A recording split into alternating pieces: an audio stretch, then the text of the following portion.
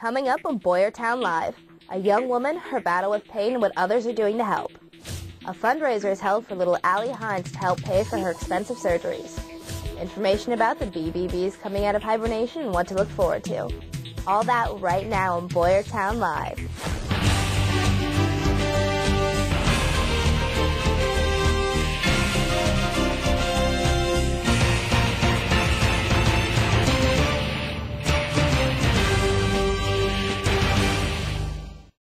Teachers and students, volleyball and basketball, all for a great cause. Zachary Reiner reports. Nearly 500 young adults graduate through the Boyertown School District every year. Lindsay Spengler is no different. A National Honor Society member, heavily involved in softball, and a leader and friend to all. There is one thing, though, that Lindsay does not share with many others. She is the victim of two rarely diagnosed diseases, RSD, or reflex sympathetic dystrophy, and porphyria. RSD causes the nerves to send a constant signal of pain to the brain, a pain described as being worse than childbirth. The slightest touch, a drop of water, a breeze caused by walking near her causes her an extreme amount of pain. There's not a whole lot I can do to help her. I mean, I can't, the medications don't control a whole lot of the pain, and there's not a whole lot I can do to make it better. You know, Mom's always supposed to make it better. You know, moms are always supposed to be able to fix it, and you can't make it better. Her former teachers remember her as a one-of-a-kind person. I had Lindsay as a 10th grade student in my wellness fitness class as a 10th grader, and she was an A student, did wonderful work, and I knew her as a varsity softball player for Miss Benfield. I knew Lindsay as an athlete before that, and she was such a good athlete, and when I had her in tutoring, she just worked so hard, and she was so dedicated to trying to be a good student. Throughout her senior year and now, the condition has become progressively worse. It was just after 8 when Lindsay's mother sprang up to give her a dose of medicine, every minute ticking closer to a life-altering procedure in Germany. A lot of the patients that have gone over are able to resume a fairly normal life. The only problem? Transportation, procedure, and other expenses are expected to cost between $150,000 and $180,000. Teachers and students at Boyertown High School geared up for a battle of volleyball and basketball Thursday to raise money for Lindsay. The faculty played it out against the students, being crushed in volleyball, but winning it back from the students in basketball.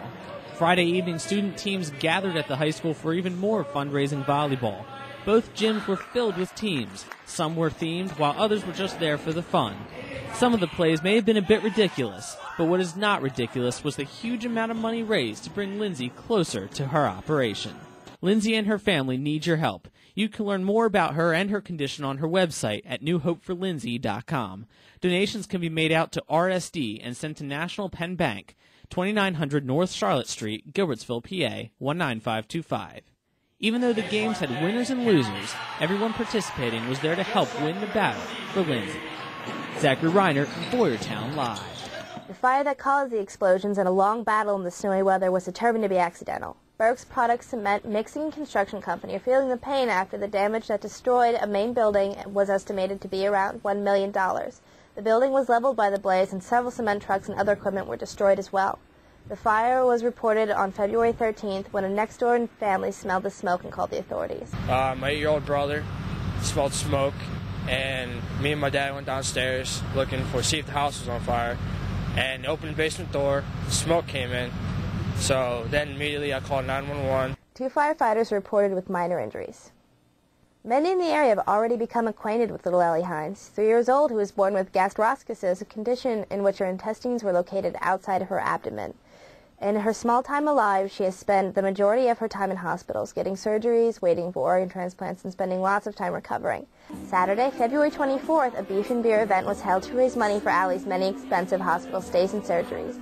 It was a great turnout as people from all over the area gathered at Keystone Fire Company Hall, had dinner, and danced to some favorite classics. You can always stay updated about Allie and learn how you can donate on the web at alliehines.aboutmybaby.com. A local landmark restaurant closed its doors this February after being in business for 20 years. The Bonanza Restaurant Steakhouse has provided a unique take on combining buffet and steakhouse products to the surrounding area, but it will be closed for at least 2 years.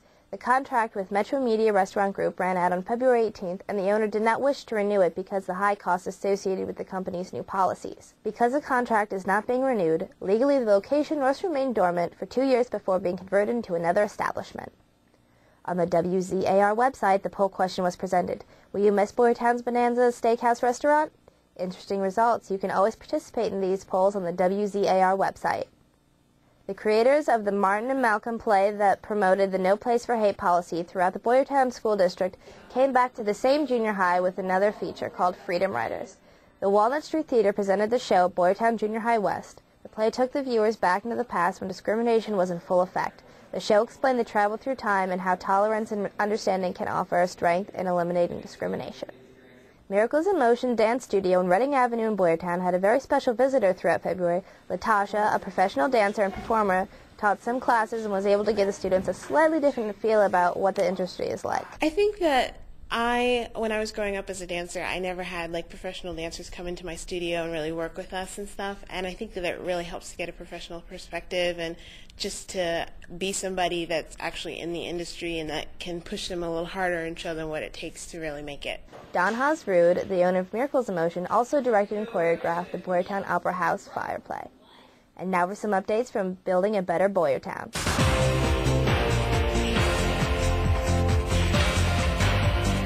Along with the many, many events and improvements that the BVB has been running, the annual Coming Out of Hibernation event will be bigger and better than ever this year. Activities for children will be held throughout the day in the Oddfellows Hall, including a puppet show, games, a clown, a Wizard of Oz play, and an appearance from the Reading Phillies Screwball. Activities for older children and adults include Music Fest at the State Theater, a fashion show at Schaefer's Restaurant, and a health and wellness fair.